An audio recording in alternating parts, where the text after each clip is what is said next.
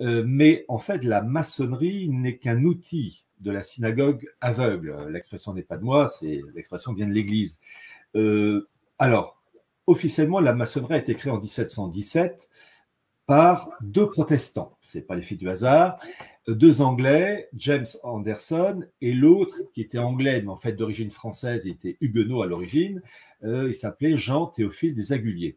Donc création en 1717, mais évidemment, il y a eu des signes avant-coureurs sur des siècles et des siècles. La franc-maçonnerie n'est pas née comme ça en 1717 d'un coup.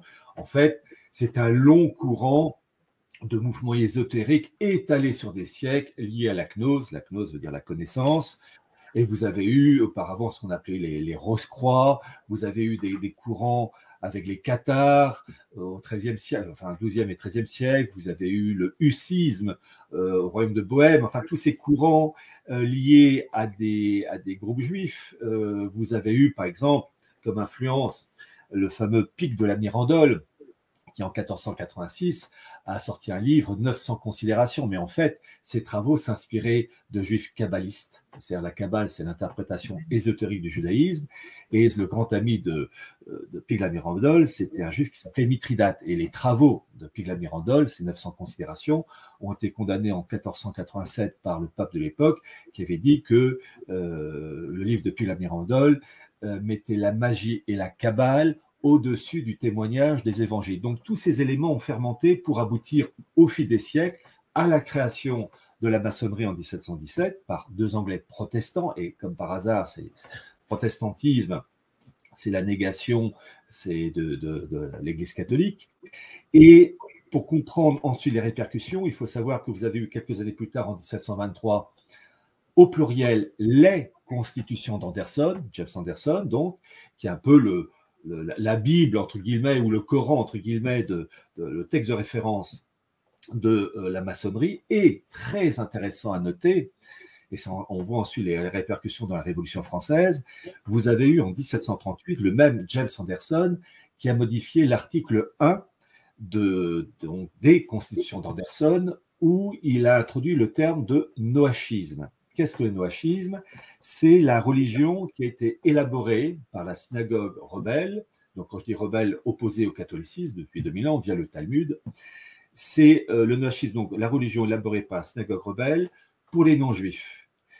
Et le noachisme obéit à 7 lois, et les plus importantes sont que la religion noache pour les non-juifs, c'est un Dieu unique, surtout pas un Dieu trinitaire.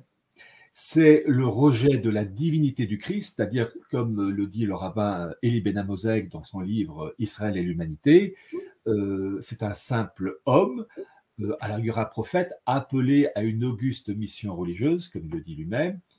Et le troisième élément, c'est la suite logique, le rejet du sacerdoce catholique, c'est-à-dire que le prêtre, lors de la messe, étant le transparent du Christ, transforme le pain et le vin réellement en corps et sang du Christ. Même si nos sens ne nous aident pas pour voir la chose, c'est réellement la chose qui se produit.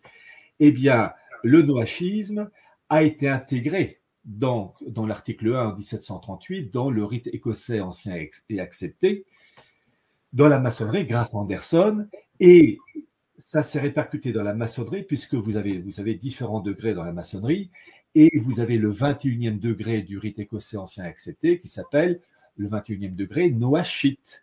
Et donc, toutes les élites françaises de l'époque, mais anglaises, allemandes, italiennes, etc., mais là pour la France, au XVIIIe siècle, ont macéré dans un esprit noachite, maçonnisant, d'essence judaïsante, en sachant que vous avez beaucoup de mots dans la maçonnerie qui sont des termes hébraïques, comme par exemple Salomon, comme Kadosh, etc.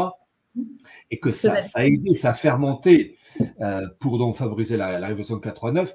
Et le sionisme n'est que dans la continuité de ce grand mouvement étalé sur des siècles et des siècles. Et donc ils souhaitent que l'Europe puisse répondre davantage à leurs attentes sur l'environnement, sur la question migratoire, sur les nécessités d'une harmonisation fiscale à l'échelle de l'Europe. Mais ils s'inquiètent aussi de cette poussée du nationalisme, parce que cette Europe qui est comme l'air qu'ils respirent, naturelle. Et l'État a été à vos côtés pour vous protéger, car en voulant attaquer la franc-maçonnerie, c'était la République qui était directement visée. Elle ne me quittera pas.